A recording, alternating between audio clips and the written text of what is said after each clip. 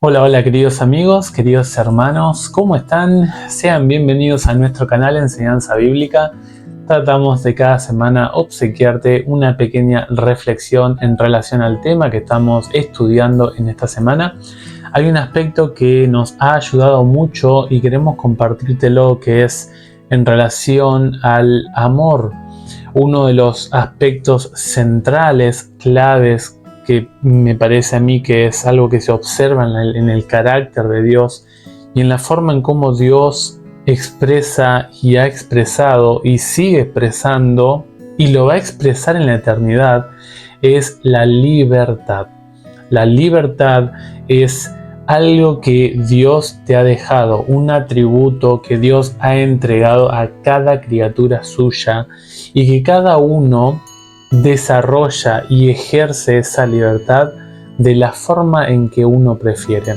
La libertad es el derecho que Dios te ha dado al observar todo el entorno espiritual que Él nos describe en su palabra y elegir con respecto a ello.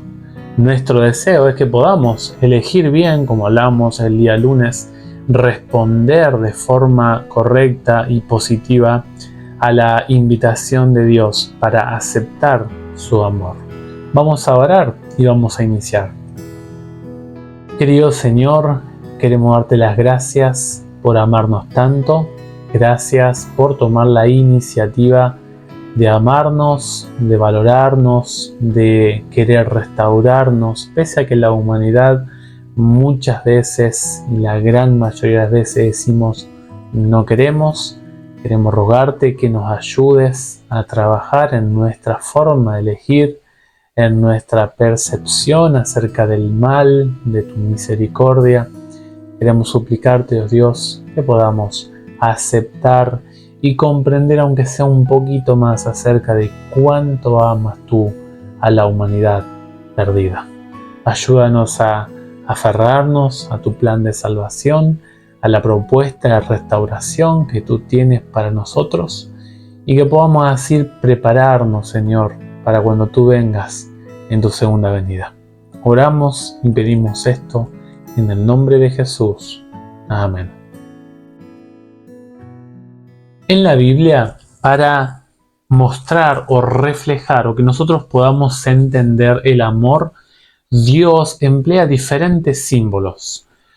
Dos de los símbolos que más enfatizan el amor de Dios son, primeramente, Dios como Padre, Dios que rescata, Dios que restaura a una criatura suya y la atiende de forma paternal, restaurándola, levantándola, cuidándola y permitiendo de su cuidado para que esa criatura empiece a transitar la vida en este mundo. La segunda figura que emplea la Biblia es la figura del esposo amante, dedicado, que es sensible y cercano a la esposa suya, pese a que la esposa le sea infiel. Esto lo puedes observar en Oseas 11, 1 al 4 y también Deuteronomio 32, 10 y 11, que ese lo queremos leer porque nos dice cómo Dios encontró a este hijo suyo, a esta criatura suya, que le dio la oportunidad de pertenecer, levantarse e ingresar a las filas de sus vínculos familiares más íntimos. Dice el pasaje: lo halló en tierra del desierto, en yermo de horrible soledad. Lo rodeó, lo instruyó, lo guardó como a la niña de su ojo, como el águila que excita su nidada, revoloteando sobre los pollos, así extendió sus alas, lo tomó y lo llevó sobre sus plumas. Esa es una figura paternal de parte de Dios que describe en su palabra. A su vez, si lees el capítulo 2 y el capítulo 3 del libro de Oseas, vas a ver la descripción que hace Dios ante la infidelidad de su pueblo, Dios como el esposo y el pueblo de Israel como la esposa que le es infiel con diferentes divinidades de otros pueblos. Fíjate, por ejemplo, en el versículo de Oseas 2:5 dice: dijo, iré tras mis amantes que me dan mi pan y mi agua. O sea, se toma la figura de abandonar al esposo, que es el que cuida de mí, el que me acompaña, el protector, que era Dios, y ahora busca otros proveedores como Asiria, como Egipto, y los Baales, las divinidades de estas potencias imperiales de la antigüedad, se han transformado en el lugar del esposo que era Dios. Ahora, la estrategia de Dios, y esto es lo impactante de cómo Dios obsequia o cómo Dios hace llegar una descripción a nuestra mente acerca de su amor. ¿Sabes qué dice la Biblia? Que Dios no obliga a nadie. Mira, Dios, cuando observas el pecado, el mal que existe en este mundo, es porque nuestros primeros padres no fueron creados con una programación de obediencia. A ellos se le indicó que Dios era bueno, que Dios les había brindado un hermoso lugar para vivir, pero se les dijo: mira, si tú quieres desobedecer a Dios, si tú quieres tener tus propias ideas y por tus propios caminos, el mal está presente en el árbol de la ciencia del bien y el mal. Y tú, ese árbol ya hemos hablado, ¿no? Pero ese árbol no tiene nada de venenoso, no era un árbol maligno, no. Era simplemente una señal, un símbolo de la lealtad de las primeras criaturas en este planeta perfecto hacia su creador. Dios no programó, no hizo un robot a Adán y a Eva, porque el amor debe ser voluntario, no debe ser forzoso, no debe ser sometido a la voluntad de alguien para amar a Dios. A mí me costaba anteriormente, ¿no? Pero cuando uno daba algún estudio bíblico a la persona y se llegaba a estudios elevados de decisiones personales serias, sobre todo con la ley de Dios, y la persona decía: mira, Ezequiel, hasta acá llegué, hasta acá llegué y yo no quiero estudiar más. Y uno trataba de hablar a la persona, de orientar, de continuar visitándola, porque uno sentía un dolor por esa persona. Pero es el dolor que siente Dios cuando el ser humano le dice que no. La forma en que Dios conquista o vuelve a reconquistar el corazón de sus hijos, de sus criaturas, no es forzándolos, no es sometiéndolos. Fíjate en el versículo 14, dice: por eso voy a seducirla. ¿Y cómo Dios va a tratar de ganar el corazón de su pueblo? La llevaré al desierto y hablaré a su corazón. La voy a sustentar nuevamente. Porque la obediencia, y esto es algo que tenemos que entender, si no es impulsada por el amor, es mero legalismo. Es mero mecanismo, mera repetición. Es algo que se hace de forma no voluntaria, sino mecánica. Es algo repetitivo, sin sentido.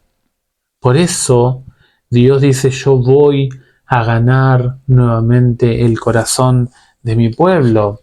Y fíjate que nosotros leíamos en Oseas capítulo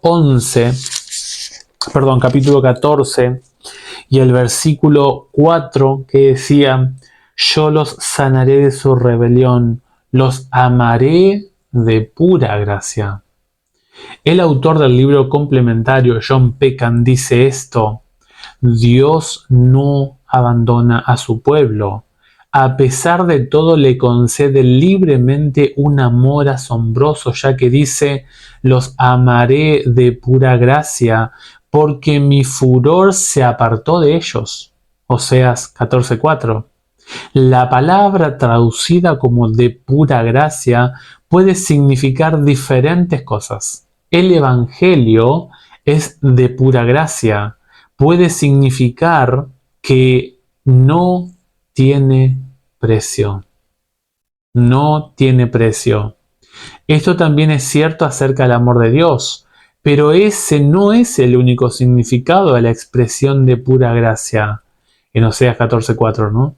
El término hebreo así traducido, nedavá, designa las ofrendas voluntarias y conlleva el elemento determinante del libre albedrío, ya que se refiere a lo que se ofrece de forma totalmente voluntaria. El pueblo de Dios no merecía el amor de Dios. Y nosotros hoy en día, en la actualidad, tampoco lo merecemos. El pueblo, y por ende también nosotros, habíamos perdido todo derecho a los beneficios del amor de Dios, del amor divino. Sin embargo, Dios, pese a que no tenía la obligación de amar al pueblo, Dios continuó haciéndolo de forma libre y voluntaria, por pura gracia, porque Él decidió por libre albedrío amar y conquistar el corazón de su pueblo. La Escritura muestra que el amor de Dios es o tiene una iniciativa voluntaria para amarnos. Dios no solo no está obligado a seguir otorgando su amor misericordioso a los pecadores que se han rebelado contra Él, sino tampoco estaba obligado a crearnos ni crear otros planetas habitados. Fíjate que cuando Jesús hace la oración en Juan 17, versículo 24, Él dice: Padre, así como tú me amabas cuando yo estaba contigo. Fíjate que la familia de Dios no necesitaba crear más criaturas. La familia de Dios tenía armonía en ella misma y era una familia ordenada y que se manejaba dentro de los círculos del amor. Pero cuando Adán y Eva cometieron pecado, Adán y Eva perdieron, la familia humana perdió todo derecho a reclamar el amor y la bondad de Dios. Pero sin embargo, Dios, pese a que la humanidad eligió no amarlo, desobedecerle y cometer pecado, Dios preservó a la humanidad y continuó amándola a pesar de nuestra caída. Y al punto, Dios amó tanto a la humanidad que mandó a su Hijo para dar una muestra de amor a la humanidad que primeramente le había dicho que no. En este sentido, dice el apóstol Pablo, Romanos 5:8, Dios demuestra su amor, o sea, Dios hizo una revelación, Dios dio evidencia de que nos amaba. Dios ya ha demostrado de que Él nos ama, de que Él nos aprecia, de que Él nos valora. Dice, Dios demuestra su amor, y nota que el demuestra está en presente, ¿no? Una acción continua hacia nosotros en que, siendo aún pecadores, Cristo murió por nosotros. El amor de Dios es totalmente libre y más grande de lo que nosotros podemos imaginar. En este sentido, Elena G. de White declara: el ejercicio de la fuerza es contrario a los principios del gobierno de Dios. Él desea solamente el servicio de amor, y el amor no puede ser exigido, no puede ser ganado por las fuerzas o la autoridad. El amor se despierta únicamente por el amor. Dios, y esto lo vas a leer en la escuela sabática, creo que del día jueves, Dios hace la invitación a sus bodas. personas que son elegidas, porque todos somos elegidos, pero cada uno confirma esa elección o no dependiendo de su respuesta para la invitación de Dios. ¿Quieres ir a mi fiesta? ¿Quieres estar conmigo en la eternidad? ¿Quieres compartir conmigo? Cada uno va a tener que responder. El amor responde por amor. Dios dio muestras de su amor y nosotros anhelamos de que tú puedas contemplar la base de la libertad en la propuesta, en el dinamismo que hay entre el amor de Dios como creador y la respuesta nuestra como criaturas. Ojalá que nosotros, a la pregunta que hizo Jesús a Pedro, Pedro, ¿me amas? Que nosotros, en base a la libertad que nosotros tenemos, ejerzamos y apliquemos de forma correcta a la libertad que Dios te ha dado desde un principio. Nadie está obligado, todos tenemos el derecho de dudar, de no creer, pero tú te vas a perder de muchas cosas si no conoces al Dios de la Biblia. Que Dios te obsequie un feliz día, que inicies muy pero muy feliz este año, conociendo y disfrutando del amor de Dios. Un gran abrazo y nos encontramos en un próximo videito, si el Señor lo permite. Bendiciones.